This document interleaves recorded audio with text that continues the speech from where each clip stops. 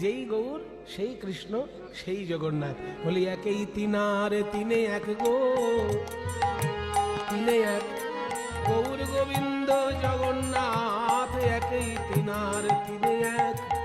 তাই নীলাচলে জগন্নাথ রায় গুন্ডিচা মন্দিরে চলি যায়। অপরূপ রথের সাজনি তাহে চড়ি যায় যদুমণি।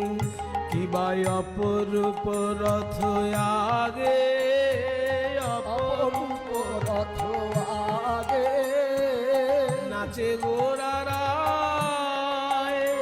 ওই ভক্ত গণ সঙ্গে করে নাচে গো